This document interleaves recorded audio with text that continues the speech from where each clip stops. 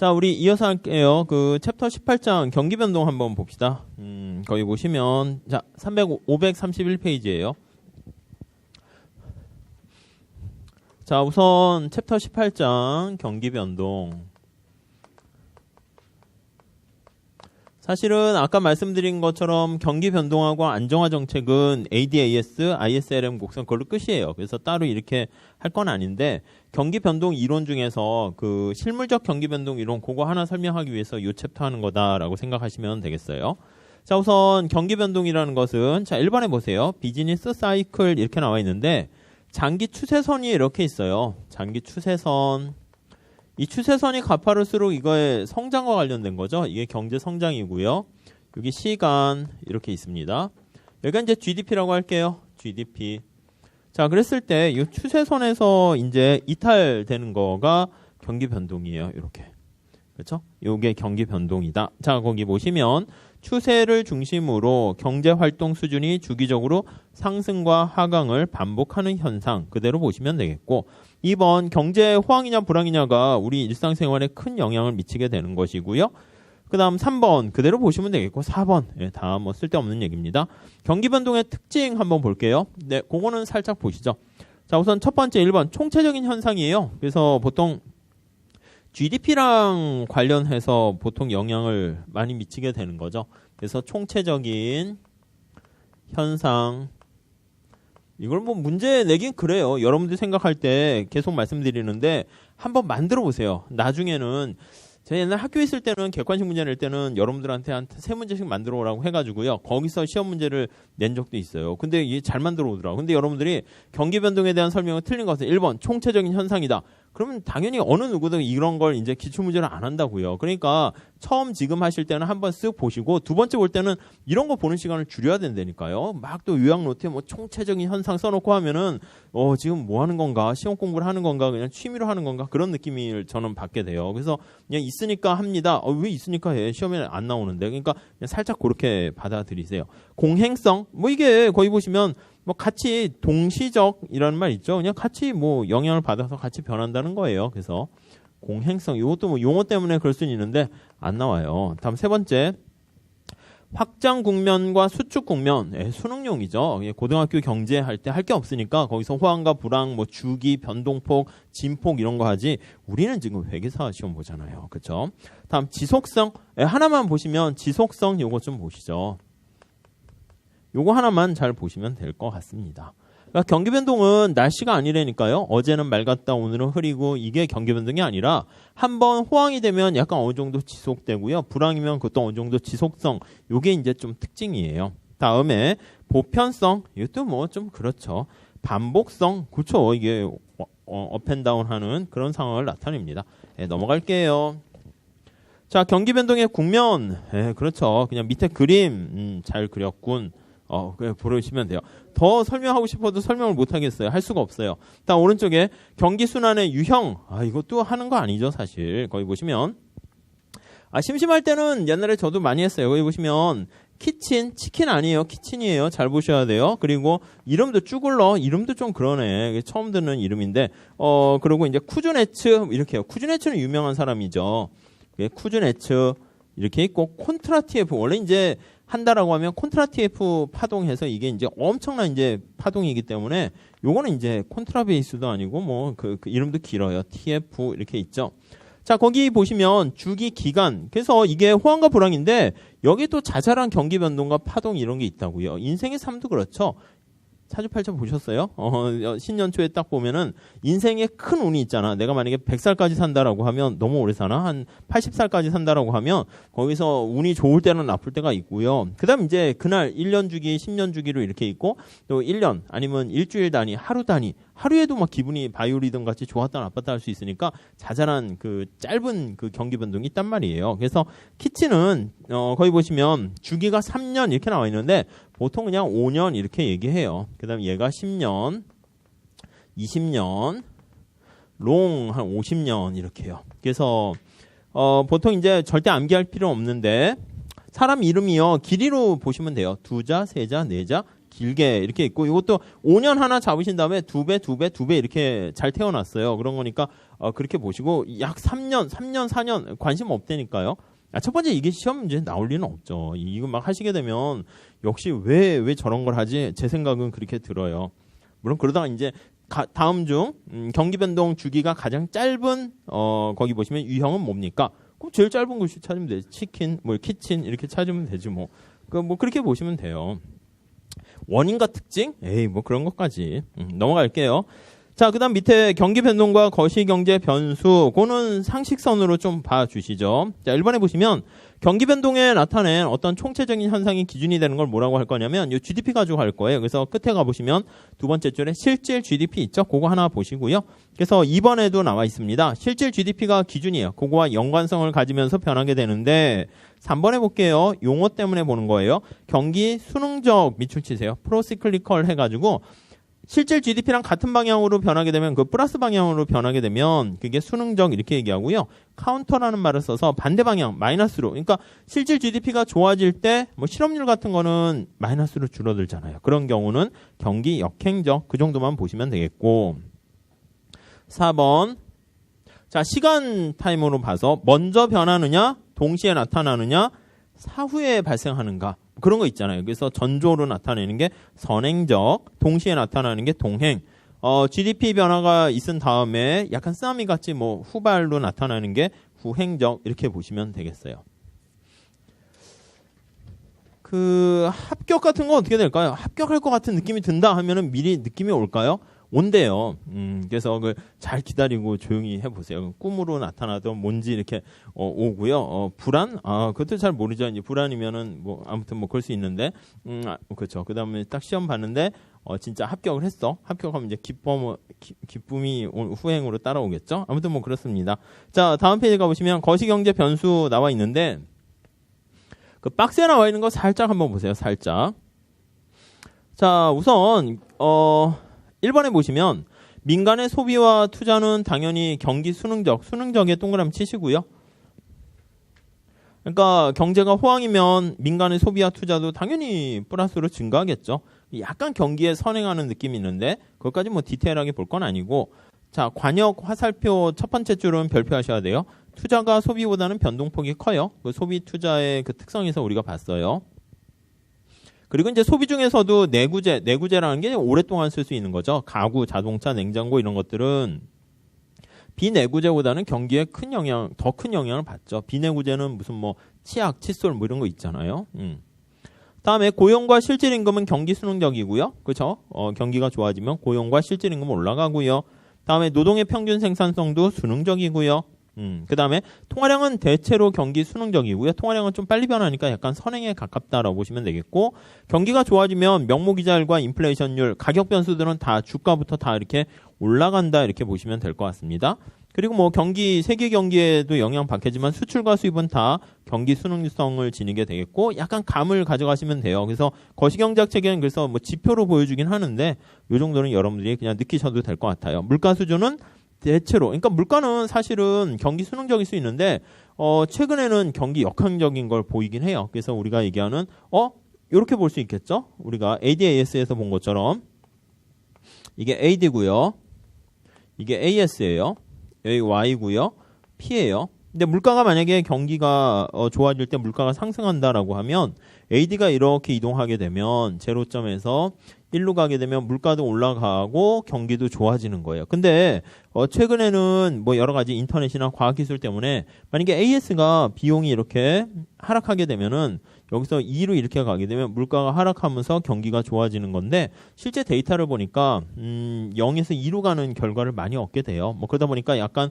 모형으로 설명 다 할 수 없는 게 아닌가 뭐 그런 얘기도 하기도 합니다. 그러니까 뭐 굳이 얘기하면 인터넷, 컴퓨터, 기술, IT 이런 것 때문에 AS 하방 뭐 그렇게도 뭐 얘기할 수 있겠네요. 아무튼 그래서 물가는 약간 그냥 논의의 뭐 물음표 이렇게 보시면 될 것 같고요.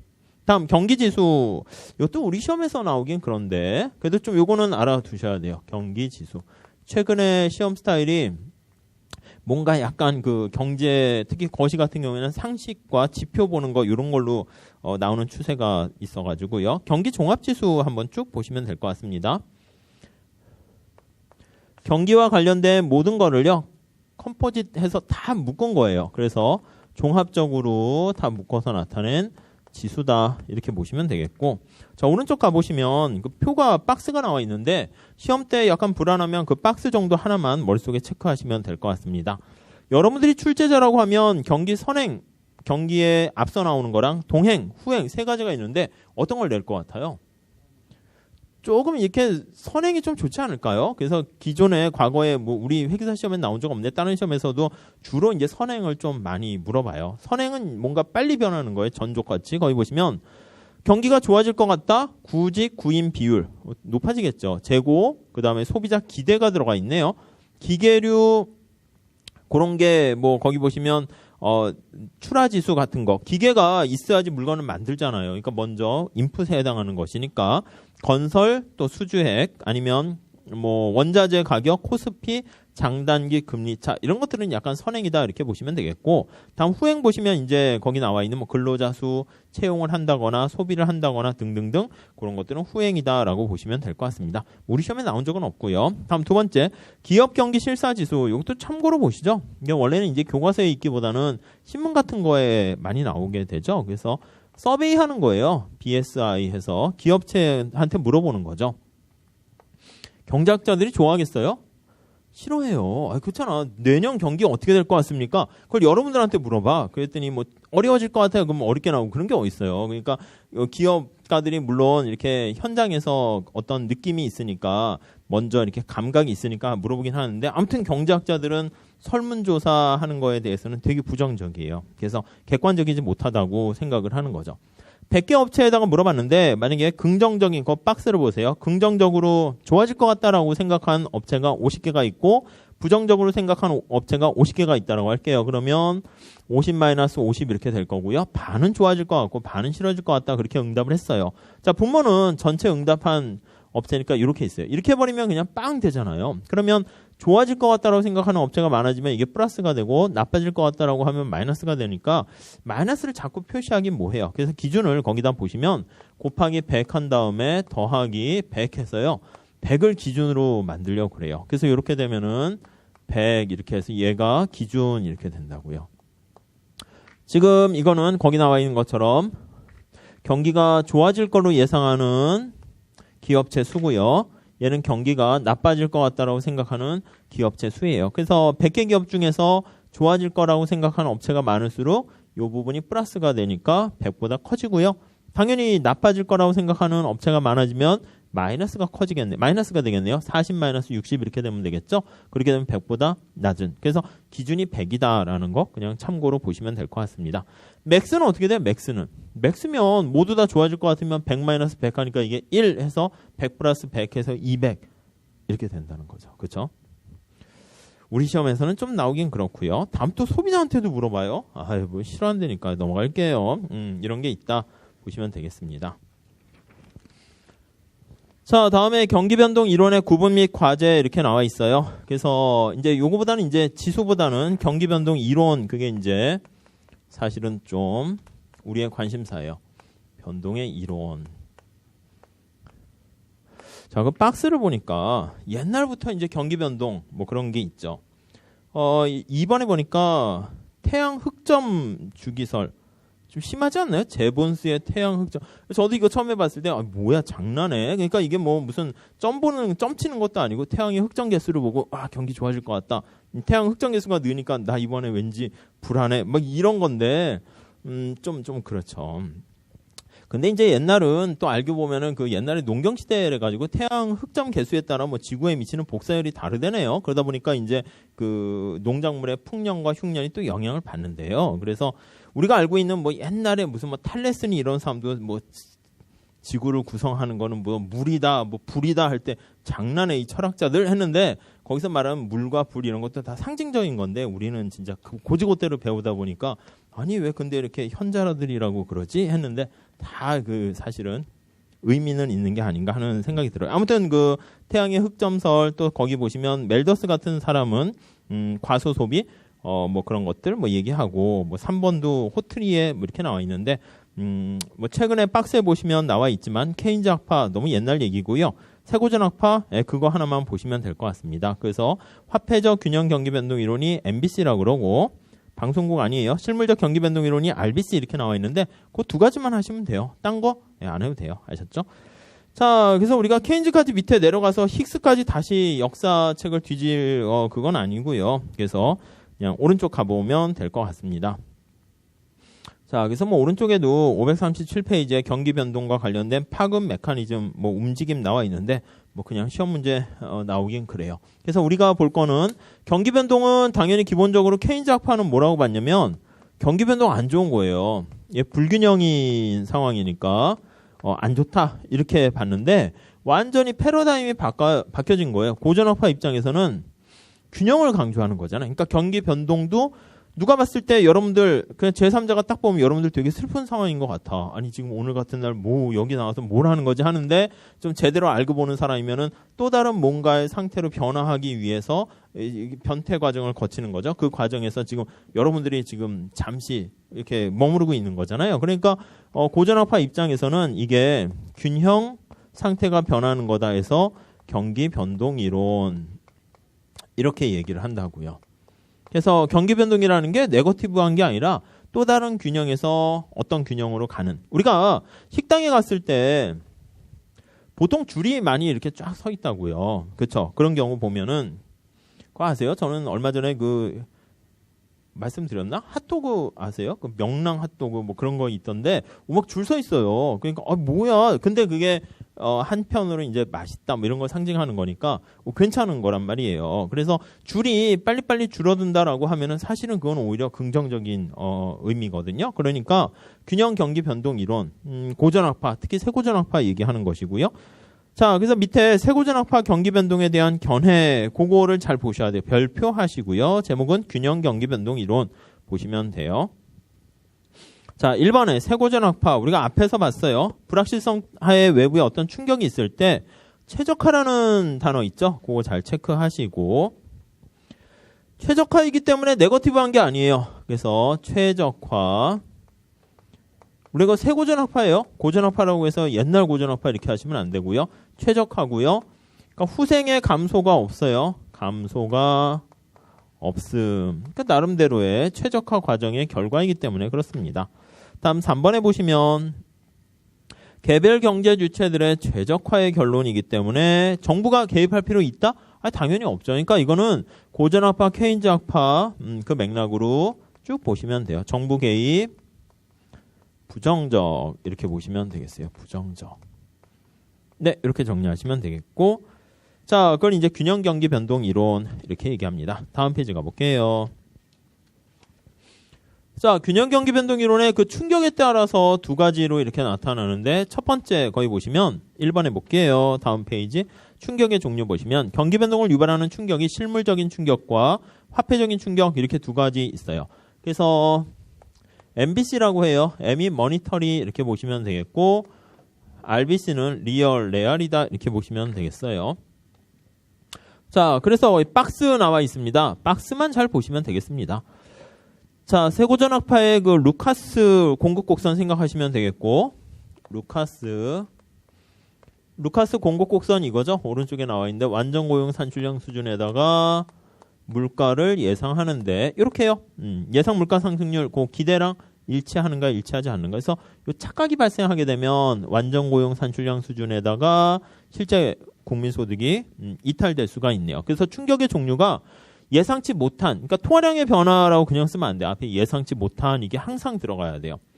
자, 그래서 내용 볼게요. 내용에 별표 하시죠.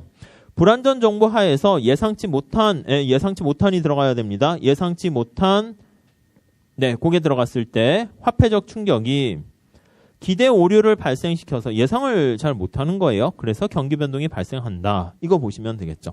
언제나 과소기대에 포인트 맞추셔서 물가 상승이 과소기대하게 되면 완전 고용 산출량보다 얘는 커진다. 이렇게 보시면 뭐 쉽게 알 수가 있습니다. 자, 그래서 밑에 내용 먼저 보도록 할게요. 이거를 화폐적 균형 경기 변동 이론 이렇게 얘기해요. 밑에 개요 볼게요. 자, 1번에는 뭐 살짝 보시고 2번 루카스 보시면 되겠고 세고전학파예요. 합리적 기대예요. 당연한 거지만. 자, 2번에 나와 있고 예상치 못한 그거 봐달라고 그랬어요. 예상치 못한.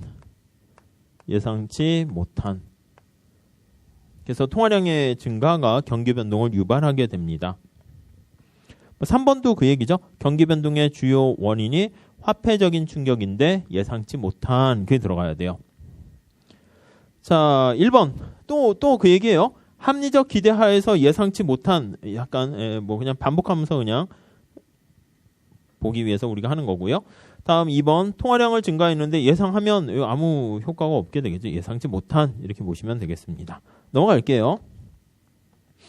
이쪽 파트는 그냥 루카스 공급 곡선 다시 복습한다 이렇게 생각하시면 돼요. 3번 예상치 못한 통화량의 증가가 산출량의 완전고용 산출량 수준을 초과하면 경기가 호황이 발생하게 된다. 그대로 보시면 될 것 같습니다. 그리고 5번 가볼게요. 점차 사람들이 예상하게 되면 조정하게 되고 정상적인 수준이 완전고용 산출량 수준이죠. 글리 다시 되돌아간다. 이렇게 보시면 되겠어요. 자, 뭐 그래서 6번 이렇게 보시면 되겠고. 근데 이제 문제는 사실 여러분 이게 고전학파 애들은요 화폐 중립성을 강조하는데 어쩔 수 없이 그냥 받아들이긴 했어요. 루카스가 기여하긴 했는데 마음에 안 들어요. 통화량을 증가시켰는데 예상치 못해요. 그랬을 때 효과 있다는 건데 화폐 중립성도 위배되죠. 얘 입장에서는 화폐 중립성도 깨지고요. 고전학파 저 조상들이 봤을 때는 기분이 나빠요. 야, 너 뭐야? 화폐가 영향 미칠 수 있다는 거야? 아, 예. 잠깐 그 착각을 하니까 그렇습니다. 근데 예상치 못한 것 때문에 착각 때문에 경기 변동이 일어나면 경기 변동에 저 앞에 네모 박스 친 거 뭐예요? 지속성은 설명 못해요. 사람들이 뭐 띨띨해요. 계속 착각에 빠져 있고 이것도 좀 말이 안 돼요. 그러니까 화폐 중립성을 설명을 못하는데 그렇다 보면은 또 지속성을 또 설명하지 못하고요. 지속성 이거 설명을 못해요. 그래서 요게 바로 한계 이렇게 보시면 돼요. 자, 다시요.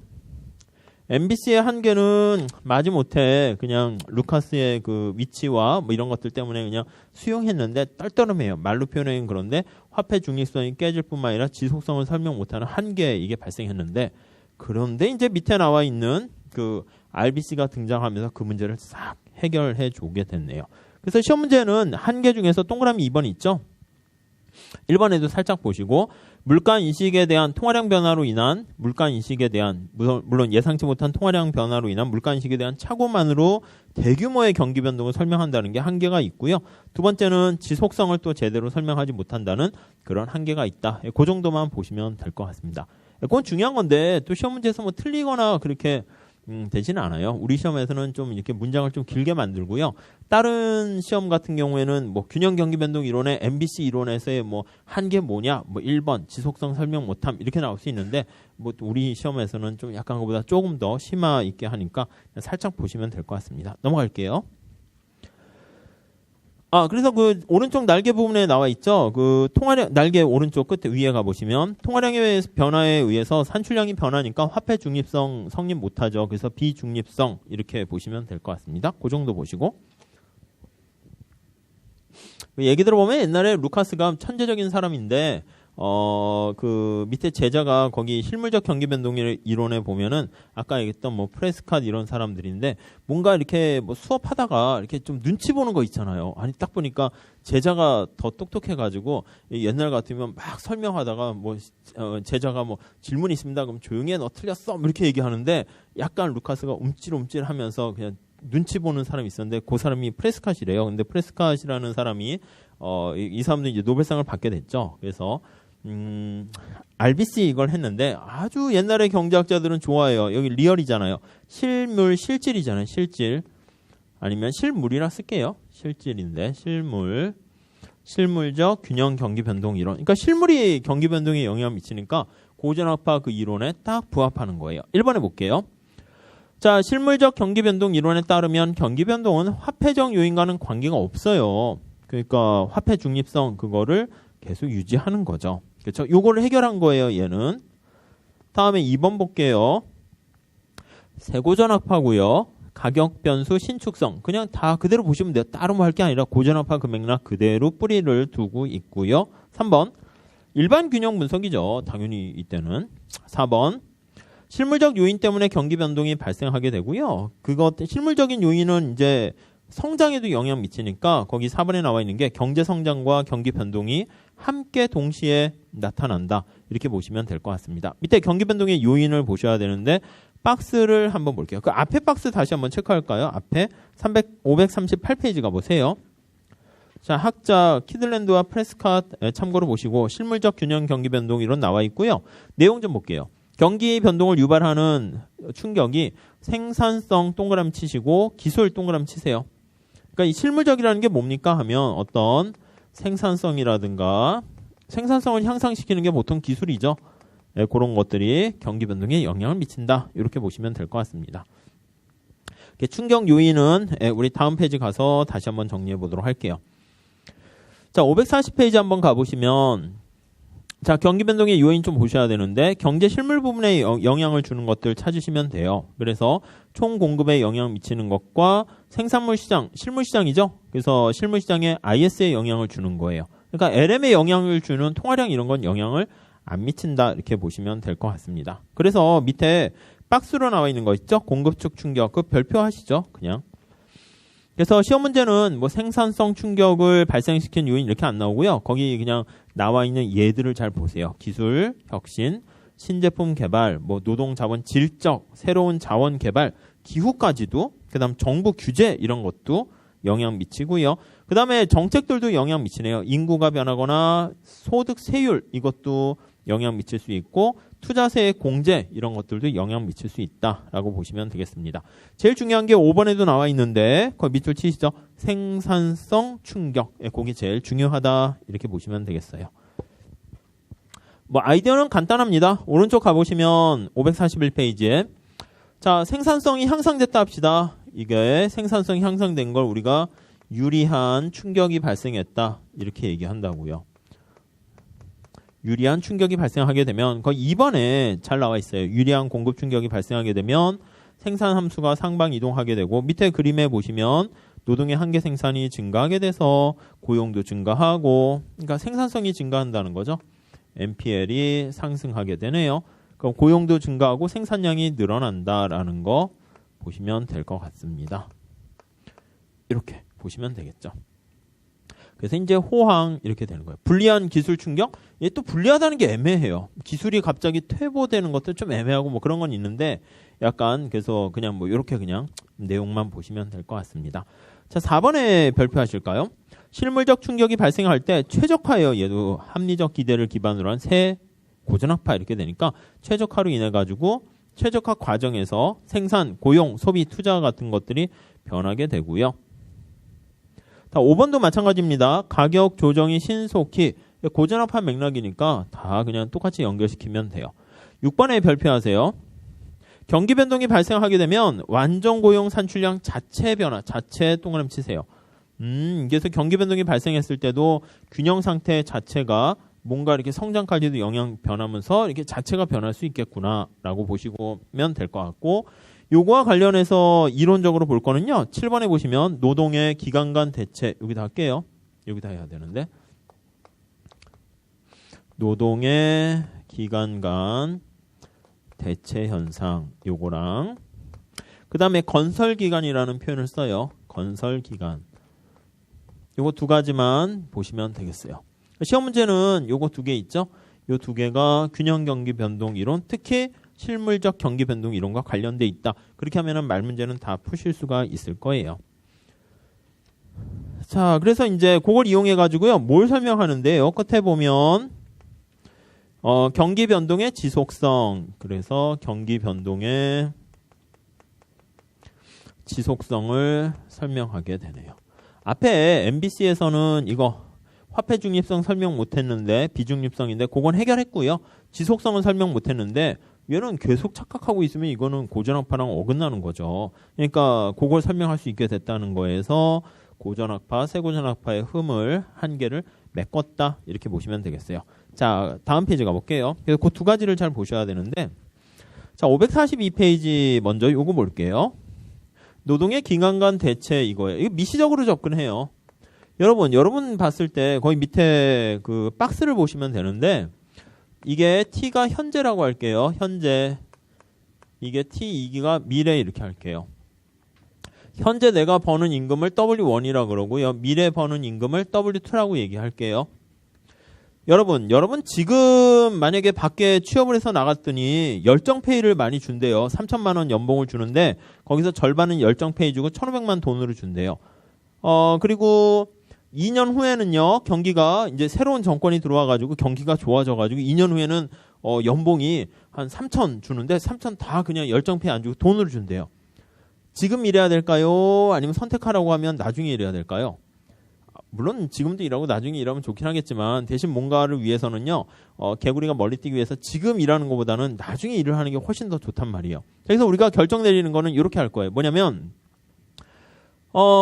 지금보다는 나중에 이게 W2가 올라가게 되면은 그냥 나중에 일을 하고요. 지금 차라리 일하기보다는 공부를 하는 게 더 나은 거예요. 늘 언제나 그렇듯이 경기가 침체되어 있으면은요.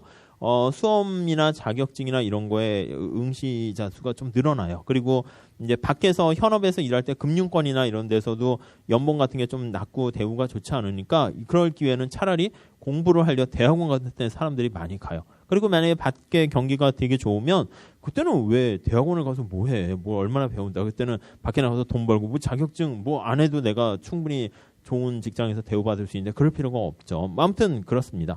그래서 우리가 시점 간 자원 배분하는 것처럼 여기 현재 시점에서 요거를 우리가 비교해서 판단하려고 해요. 자, 한번 봐보세요.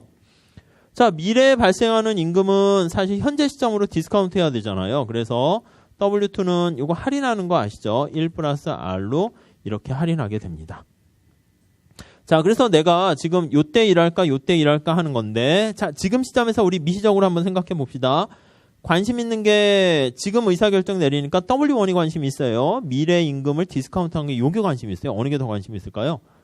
요게 관심 있죠. 지금 내가 돈 얼마나 받지? 근데 상대적으로 얼마나 받지? 미래에 대비해서. 그래서 요거랑 요거 둘 다 관심이 있는데 우리가 요거 표현할 때는요.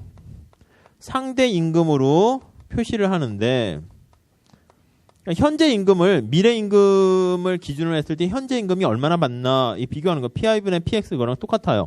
그럼 이걸 정리하게 되면 어떻게 쓸 수 있냐면 이거요.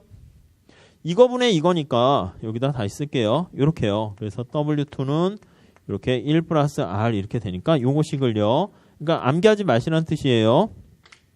1 플러스 R이 위로 올라가요. 그래서 이렇게 되고 W1, W2 이렇게 된다고요. 그러니까 얘는 기준 역할을 하는 거예요.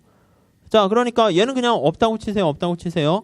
언제 지금 더 열심히 일을 하면 좋겠습니까? 라고 하면은 요거는 보셔야 되는데 첫 번째 현재 임금이 올라갈 때 그러니까 상대적으로 더 높을 때 그럼 지금 당장 일을 해야죠. 이럴 때 현재 노동을 증가시키고 미래 노동은 줄이는 거예요. 또 R이 올라갈 때 R은 뭐예요? 디스카운트 하는 건데 직관적으로 보면 이게 이자율과 같은 거니까 이자율이 올라가면 어떻게 돼요? 그냥 지금 빨리 벌어가지고 돈에 은행에다 넣어놓으면 이자 수익이 커지게 되는 거니까 빨리빨리 버는 게 훨씬 낫다는 거죠. 그래서 머릿속에 두 가지 요인 보세요. 언제 현재 노동을 증가시킵니까? 두 가지. 현재 임금이 높을 때. 이거는 뭐 반대로 보면 되죠. 미래 임금 떨어질 때. 그러니까 앞으로 이제 경제가 더 안 좋아져가지고 5년 후에 취업하게 되면은 더 이렇게 고용 조건이 안 좋다. 그럼 지금 빨리 그냥 일하는 게 낫죠. 근데 아무튼 안 좋을 때, 지금이 좋을 때, 이자율이 올라갈 때 현재 노동 증가. 그것만 보시면 되겠습니다. 그거 설명하기 위한 게 거기 1번부터 6번까지 쭉 나와 있는 거예요. 자, 한번 볼게요. 책대로. 자, 1번에 보시죠. 이걸 노동의 기간 간 대체 효과, 인터템포럴 그런 말을 쓰게 돼요. 자, 1번에 노동의 기간 간 대체란 노동자들이 상대적으로 동그라미 치세요. 상대적으로 실질 임금이 높은 기간, 그러니까 현재와 미래 간의 상대 임금 그걸 기준으로 보는 거예요.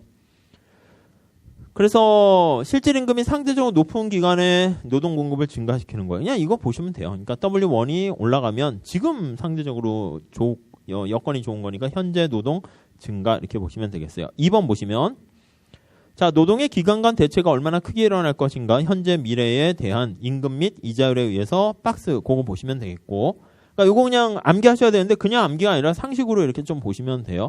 지금 돈 많이 준다? 당연히 지금 일해야지. 이자율이 높다? 당연히 지금 일을 해야지. 디스카운트 크게 하는 거죠. 미래에 받는 거 뭐 별 의미가 없어지게 되는 거예요. R이 클수록. 네, 그렇게 정리하시면 되겠고요. 4번 볼게요. 유리한 수요 충격 때문에 실질 이자율이 상승하게 되면 3번도 같은 맥락이고요. 그래서 노동의 기간 간 대체가 발생한다라고 보시면 되겠고, 다음 5번 봅시다. 외부 충격으로 불러불러 해가지고 그 효과가 다음기로 파급된다라고 해서 건설기간이라는 말 잘 밑줄 쭉 치시죠. 여기요, time to build라고 얘기를 하고 있어요. time to build. 어떤 건설할 때 완공되는 시기까지 시간이 걸린단 말이죠. 우리가 알고 있는 초고층 빌딩 같은 거 이렇게 짓는다 할게요. 이렇게 짓게 되면은 이거 완공될 때 뭐 한 5년 걸린다.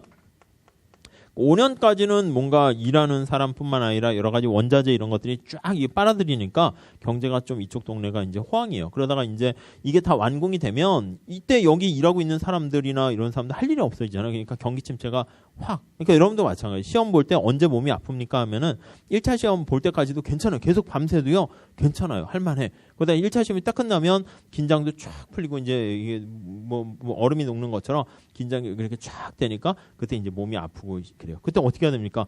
공부 또 해야 돼요. 그러니까 2차 공부를 달리셔야지 잠깐 일주일 쉬고 막 한 달 쉬잖아요. 그럼 몸이 또 망가진다고요. 그래서 미국에도 보면 뉴욕의 월가 엠파이어 스테이트 빌딩 그게 완공되고 막 이럴 때 대공황이 발생했고요. 우리가 두바이 아세요? 막 별 7개짜리 호텔 뭐 이상한 거 막 있잖아요. 그거 다 완공되고 걔네 다 망했어요. 그러니까 우리나라도 잘 모르겠는데 롯데 뭐 이거 막 뭐 이런 거 막 할 때 완공되면 이 불안한 거예요, 사실은. 그래가지고 걔 과연 맞나? 뭐 아무튼 뭐 이게 왜냐면 상징적으로 이렇게 뭐 가장 최고층 빌딩 뭐 신에게 도달하는 그런 걸 하게 되면 사실 내실이 없으면 없을수록 뭔가 과시하려고요. 막 이 허세죠, 허세를 이렇게 촥 하게 되면 이 허세 세웠어. 뭐 그다음에 내실이 없으니까 이제 뭐 그렇게 된다는 거죠. 뭐 아무튼 근데 그 완결될 때까지는 괜찮다가 그러니까 약간 지속성이 있는 거죠.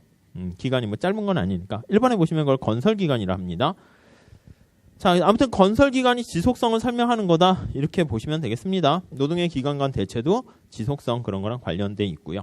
다 화폐 중립성 나와 있어요. 그냥 그대로만 보세요. 밑에 보면은 뭐 통화량이 증가후 뭐 역효과 어쩌고 하는데 이거 뭐 어떻게 문제 뭐 이렇게까지 내거나 그러지는 않습니다. 아셨죠? 그래서 시험 문제는 다음 중 뭐 경기 변동 이론에 대한 설명을 틀린 것은 해가지고요. 뭐 앞에 거도 나올 수 있어요. 뭐 케인즈의 승수 가속도 이론도 나올 수 있는데 그걸 거기에 송가하시면 안 되고 무조건 시험 문제에서 그냥 실물적 경기 변동 이론과 관련된 거를 띡 틀리게 하니까 그냥 에라 모르겠다 하면 그냥 이거 그냥 찍으세요. 아셨죠? 그리고 잘 보면 이 용어 있잖아. 뭐 실물적 경기 변동 이론은 화폐의 중립성을 설명하지 못하는 한계가 있다. 뭐 이런 식으로 문제 나와요. 그러니까 그거 그냥 하시면 돼요. 그러니까 내용을 많이 한다고 해서 객관식을 잘 푸는 건 또 아니고요. 그냥 명확하게 아느냐, 잘 모르냐 그걸 잘 하시면 될 것 같습니다. 그래서 밑에 화폐 중립성 파트 쭉 나와 있는 거 그냥 다 그냥 쭉 버리셔도 될 것 같습니다. 자, 넘어갈게요. 다음에 오른쪽에 노동 공급 곡선 해가지고 뭐 현실의 자료를 볼 때 뭐 이렇게 했는데 그것도 그냥 넘어가시죠. 그냥 실업의 해석 이것도 그냥 넘어가시고요. 다 넘기세요. 밑에 개인의 노동 공급 곡선 이건 미시해서 그냥 하는 거죠. 임금률 올라갔을 때 대체 효과, 소득 효과 하는 거니까 미시로 그냥 대체해서 보시면 될 것 같습니다. 미시에서 하는데 여기 왜 넣습니까? 하면은요, 이게 우리 같이 미거시를 다 시험 보는 경우에는 미시에 있으니까 거시 교과서에선 빼도 돼요. 근데 보통 거시 경제학 하시는 거시 교수님들은 미시에 관심이 없어요. 그러니까 옛날에 그분들이 학부 때나 뭐 이렇게 처음 했었을 때만 관심이 있으니까 이게 연구실 가도 미시 거시 경제 하시는 분 책장에 미시책에 꽂혀 있지 않거든요. 그냥 이렇게 가면은 미시책 있네요. 그러면 저 필요 없는데 가지실래요? 하고 학생들 주고 막 그래요. 그러니까 미시책은 뭐가 실렸는지 모르기 때문에 이걸 해야 되는데 미시책에서 배웁니다라고 해도요. 잘 모르니까 또 써놔요. 또 써놔. 그러다 보니까 이제 중복되는 거죠. 그래서 시험 문제에 나올 수 있어요. 나올 수 있는데 나오면 그냥 미시틱하게 그냥 푸시면 돼요. 그러니까 미시에서 연습을 더 많이 할 테니까 넘어가시고요. 요거 제일 중요합니다. 그래서 지금 세고전학파의 균형 경기 변동 이론, MBC는 요거 루카스 공급 곡선이니까 RBC에 초점 맞추시고요. 자, 그다음 세케인즈학파. 요거는 그냥 내용만 보세요. 뭐 크게 뭐 중요한 건 아니고요. 자, 1번에 봅시다. 자, 경기 변동에 대한 견해 한번 보시면 첫 번째 줄에 1번에 세고전학파와는 달리 세고전학파는 균형이 변하는 거라고 그랬는데 세케인즈학파는 경기 변동을 자, 자연 산출량 수준으로부터 이탈이라는 거 보시면 되겠죠. 별로 안 좋은 거예요. 다음 2번. 세케인작파에 의하면 재화 가격과 임금의 경직성은 경직성이라는 거. 가격의 경직성이죠.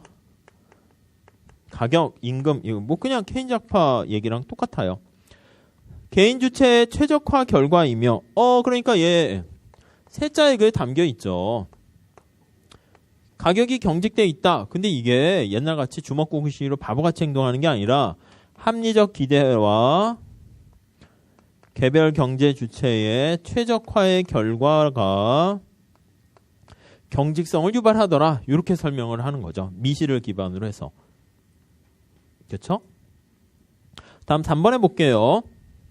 근데 경기 변동이 최적화의 결과라 할지라도 개인적으로 봤을 땐 최적인데 죄인의 딜레마랑 비슷해요. 사회 전체적으로 봤을 때 최적이 될 수 있는데 최적이 아닌 경우도 있으니까 정부가 개입해야 된다. 이렇게 한다고요. 그래서 정부가 개입해야 된다. 아무튼 결론은 똑같아요. 결론은 시장 뭐 나름대로 노력하지만 못 믿겠으니까 아니면 더 나은 상태로 갈 수 있으니까 정부가 개입해야 된다. 이렇게 끌고 가는 거 보시면 되겠어요. 자, 다음에 충격의 종류 거기 나와 있는데 그냥 뭐 참고로 보시고 주요 내용으로 바로 들어가도록 할게요. 자, 밑에 메뉴 비용과 경기 변동 나와 있습니다. 그 메뉴 코스트 우리가 봤어요. 그 제목만 보시면 돼요. 아니 왜 경직돼 있는데요? 메뉴 비용 요게 존재하더라. 네, 그렇게 보시면 되겠고. 자, 넘어갈게요. 자, 545페이지 거기 가보시면 자, 4번에 보시면 메뉴 비용이 있기 때문에 가격을 잘 조정되지가 않아요. 그래서 가격이 경직돼 있다라는 거 보시면 되겠어요. 그러니까 가격이 약간 경직돼 있다 보니까 우리가 그 수량이 조정돼야 돼요. 그래서 수량, 판매량이 큰 폭으로 변하게 되네요. 만약에 가격이 잘 조정되면 수량 같은 건 큰 폭으로 변하지 않아도 되는데 아무튼 그냥 넘어가셔도 될 것 같고요. 자, 다음에 밑에 보시면 중첩 가격 설정. 그것도 왜 가격이 경직돼 있는가 그 세케인작파 얘기 우리 지난 시간에 봤죠? 그걸로 그냥 대체하셔도 돼요. 중첩 가격 설정. 네, 그 정도 제목만 보세요.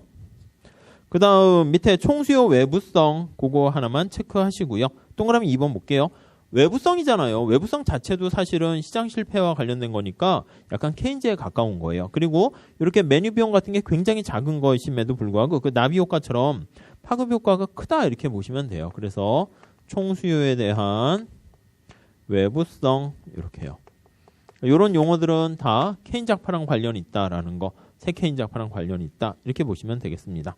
그래서 시험 문제는 좀 치사하긴 한데 그 동그라미 5번에 있잖아요. 결국 거기 보시면 메뉴 비용이 크지 않다고 하더라도 그게 시험에 좀 유치하지만 매번 다른 시험에도 자주 나왔어요. 그러니까 메뉴 비용이 굉장히 크기 때문에 이렇게요. 메뉴판 가는데 얼마나 들겠어요. 근데 총수요 외부성 때문에 여기서 경기 변동이 크게 발생한다. 이렇게 보시면 되겠어요. 넘어갈게요.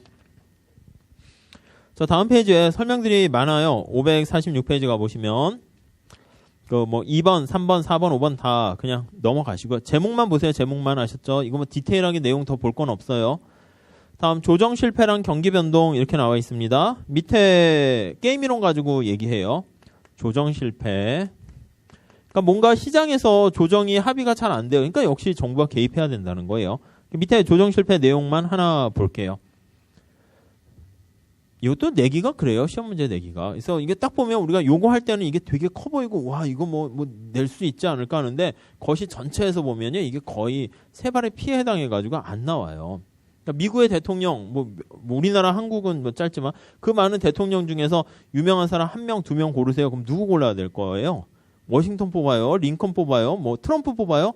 부시? 뭐 오바마? 애매하잖아. 그래서 케네디 또 뺄 수도 없고 이게 너무 많은 거야. 그러다 보니까 무슨 미국의 3대 대통령 누군지 아세요? 4대는 관심 없잖아요. 그러니까 약간 그렇다니까. 그래서 이게 여기 이렇게 봤을 때 지금 우리가 트럼프 시대에 살고 있으니까 물론 트럼프가 어떤 일을 할지 모르겠지만 막 그러니까 되게 그래 보이는데 이게 커 보이는데 멀리서 진짜 거시적으로 보면 그냥 시험 문제 안 내고 경기 변동 그냥 ISLM 그거 ADAS가 경기 변동 문제인데 이거 나오긴 그렇고 내면 또 그냥 굳이 요거 하나 이렇게 귀결되니까 마지막에 요약 정리할 때는요 이거 버릴 거 버리면은 그닥 공부할 게 별거 없어요. 그러니까 1일 특강도 나중에 글쎄 할지 모르겠는데 하루 만에 그냥 이렇게 이론 정리 좀 해드리는 시간을 가질 수도 있어요. 근데 그런 거 할 때 보면은 거시는 할 게 없어요. 그냥 ISLN 그림은 재정금융정책 아시죠? 인플레이션. 그 간단히 계산하는 건 여러분들이 그냥 우리 객관식 때 한 걸로 해서 해봐야 되는 거지. 그때 계산 연습이 안 돼 있으면 그건 안 되는 거고. 이론 정리할 때는 그냥 할 거 없어요, 사실. 그때 이런 거 한다? 그럼 삽질하는 거죠. 아셨죠? 약간 그러니까 살짝 가볍게만 보고 마세요. 자, 조정 실패 거기 밑에 게임 이론 나와 있습니다. 두 기업이 있어요. 게임 이론 복습 좀 합시다. 두 기업이 있는데 자, 밑에 가격을 인하할까 아니면 높은 가격을 유지할까 이렇게 선택하고 있어요. 자, 거기 한번 체크해 볼게요. 자, B기업이 가격을 로우 전략으로 인하했어요. 그러면 A기업은 로우면 40이고 높은 가격이면 20이에요. 그래서 거기 보시면 40 이렇게 되는 것이죠. 자, 그렇게 되어 있고요. 자, 그래서 그림 바로 밑에 5번 그거 따라 보시면 되겠죠. 자, B기업이 가격을 인하할 걸로 예상되면 A도 가격을 인하하게 되고요. B가 가격을 높은 가격을 유지할 걸로 예상하면 A기업은 가격 인하하면 10인데 높은 가격 유지하면 20 이렇게 돼요. 당연히 높은 거 유지하면 되겠죠. 그 다음에 B기업도 마찬가지예요. 보세요. A기업이 낮은 가격 설정하게 되면 B가 L을 선택하면 40인데 높은 가격은 20이에요. 요게 될 것이고요. 그 다음 얘가 높은 가격 하게 되면은 얘가 10이고 20이니까 요게 이렇게 된다고요. 자, 그래서 6번 보시면 내시 균형을 찾아보면 이렇게 두 개가 생겨요. 균형이 두 개인 복수 균형이 생긴다고요. 멀티로 이렇게 생겼네요. 자, 6번에 보시면 두 개의 내시 균형이 복수 균형으로 생기게 되고요. 7번 보시면 두 기업이 잘 협조하는 경우에는 여기서 40, 40 이렇게 가기엔 되는데 만약에 잘못해서 협조를 안 하게 되면은 HH를 해서 20, 20 이것도 내시 균형이에요. 근데 여기서 혼자 움직일 위는 없는데 정부가 위에서 딱 보는 거예요. 정부가 보는 거죠. 야, 니네 제대로 조정을 잘 못해서 더 나은 상태가 있는데 이게 됐으면 다행인데 이쪽으로 가 있으면 개입해서 야야야 이거 대신 이쪽으로 갈 수 있도록 유도할 만한 그러니까 정부 개입의 여지가 있다. 이렇게 설명하려고 보는 거예요. 그래서 7번엔 바로 그 얘기고요. 다음에 547페이지 가보시면 8번 가볼게요. 자, 기업들 간의 협조가 이루어지지 못하며 이게 시장에서 자발적인 협조, 협상 이런 것들이 잘 안 된 거예요. 조정이 잘 안 된 거예요. 조율이 안 됐기 때문에 훨씬 열등한 결과에 도달하는 것을 조정 실패라고 하고요. 그래서 정부가 개입할 여지가 있네요. 그래서 좀 10번 블러블러 해서 보시면 될 것 같습니다. 자, 그래서 경기 변동에 대한 해석 그냥 굳이 이게 그냥 좀 매끄럽지가 않고 딱딱 떨어져 있어가지고 그냥 그 정도 그냥 제목만 탁탁 보시면 되겠고 노동 퇴장 이것도 이제 그 어떤 교수님 교과서에 좀 있어서 좀 넣어놓은 것 같은데 개념만 보세요. 퇴장. 자, 5번 보세요. 5번. 여러분 경기가 안 좋아서 우리가 일반적으로 미시에서 얘기하는 것처럼 사람들을 해고하고 자른 다음에 경기가 다시 좋아지면 어떻게 돼요?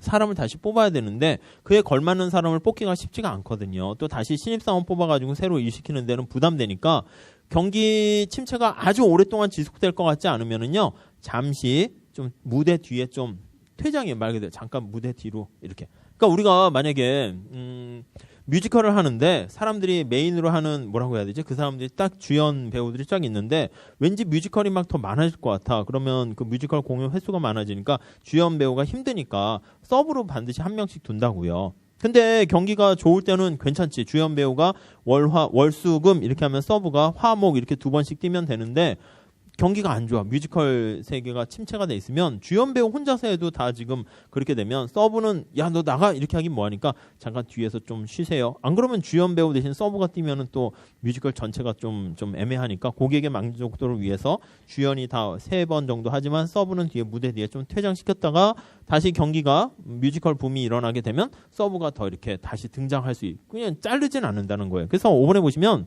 경기가 다시 호황이 돼서 새로운 고용자를 고용해서 훈련시키는데 비용이 들기 때문에 불황일지라도 그냥 노동력을 계속 고용하는 그러니까 우리가 생각하는 것처럼 막 잘랐다가 다시 채용했다가 그렇게 잘 하지 않는다는 거예요. 그래서 7번에 있는 잉여 인력을 고용하고 있기 때문에 불황기에는 그래서 노동 생산성이 좀 낮은 것으로 가끔은 또 서브하는 사람도 뛰고 이렇게 되면 생산성이 낮을 수 있겠다라고 보시면 될 것 같습니다. 그 용어 정도만 하나 체크하시면 될 것 같습니다. 자, 다음 잠깐 쉬었다가 그 챕터 19장의 경제발전론은요, 우리가 하지는 않을 거고요. 어디만 좀 설명드리냐면 그 기출에 나온 적이 딱 한 번 554페이지에 한 최근 6년 동안 했을 때 한 번 정도 시험해고 외자 도입의 경제적 효과? 뭐 그게 한 번 나왔는데 상식으로 그냥 풀 수 있는 문제긴 해요. 그러니까 한 5년 동안에 한 번 나왔다라고 하면은 한 200문제 중에서 하나니까 나올 수 있는 퍼센티지가 뭐 거의 1%도 안 되는 거죠. 그러니까 막 이런 이 챕터를 하긴 그렇고 잠깐 이렇게 점프해서 그냥 기분 좋게 한 챕터 벌써 끝났네 뭐 그런 거 할 때 용으로 쓰시면 될 것 같아요. 잠깐 쉬었다가 우리 경제성장 이렇게 잠깐 좀 하도록 할게요. 언제 끝납니까 하면은 우리 예상 끝나는 시간은 한 6시 뭐 이렇게. 우리가요 만약에 여기서 좀 일찍 끝내면요 다음에 보강할 때 좀 힘들어지고요. 여기서 조금 6시 그렇다고 밤까지 하긴 그렇고 저는 뭐 계속 밤까지 있을 것 같은데 6시까지만 하고 나머지는 뒤로 넘기고 그렇게 할게요. 잠깐 쉬었다 할게요.